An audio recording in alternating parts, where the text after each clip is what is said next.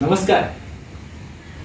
मीरा भाईंदर शहराच्या भाषिक आणि प्रांतिक वादावरती शहरामध्ये नागरिक बोलायला तयार नाहीये.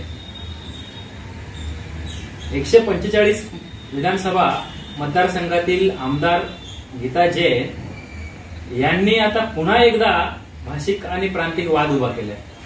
हल्लीच त्यांनी एक महावीर जैन नावाने भवन उभा करण्याचा जो घाट घातला होता, एक देखावा केला होता. आता पुन्हा त्या उत्तर भारतीय भवन उभारतायत आणि येत्या काही 2-4 दिवसानंतर त्याचं उद्घाटन भूमिपूजन करणार आहेत. 2 वर्षापूर्वी आमदार प्रताप सरनाईक यांनी देखील पालिकेचा भूखंड, आमच्या हक्काचा निधी, राखीव भूखंड या सगळ्या गोष्टी वापरून हिंदी भाषिक भवन, उत्तर भारतीय भवन असं उभा करण्याचं घोषित केलं होतं. आता आमदार गीता जैन पण सुद्धा तेच करतायत. महाराष्ट्र स्थापन होऊन आज जवळपास 64-65 वर्ष होत आली आहेत. अजूनही अधिकृत भाषा जी आपली मराठी आहे त्याचं एकही भाषा भवन या राज्यामध्ये नाहीये, शहरामध्ये नाहीच नाहीये. एखाद्या शहरामध्ये मराठी भाषा भवन उभारावं या दोन्ही आमदारांना वाटत नाहीये का? मराठी एकीकरण समिती किती वेळा विरोध करणार आहे? मुळात आमदाराचं काम काय असतं?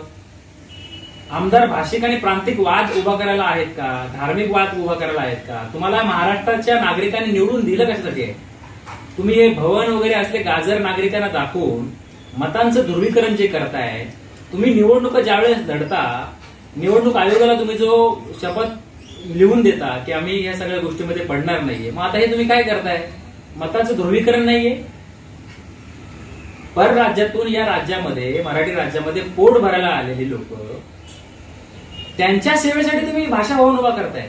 पण तुम्हाला कधी वाटलं नाही आमदार गीता जैन यांना की आपण ज्या राज्यामध्ये राहिलो, ज्या राज्याने आपल्याला पैसा दिला, इतकं मोठं केलं, या राज्यामध्ये आपण सगळं कमावलं, आज आपल्याला नाव आहे, प्रसिद्धी आहे, आपण आमदार म्हणून आपल्याला लोकांनी विश्वास दाखवला, तर तुम्ही तो विश्वास तोडताय लोकांचा. तुम्ही हे वाद उभा करताय. मराठी एकीकरण समिती याचा निषेध करते, याचा विरोध करते आणि यावेळी या दोन्ही आमदाराला मराठी माणसं मात्र घरी बसवल्याशिवाय राहणार नाहीत, हे या माध्यमातून तुम्हाला सांगू इच्छितो.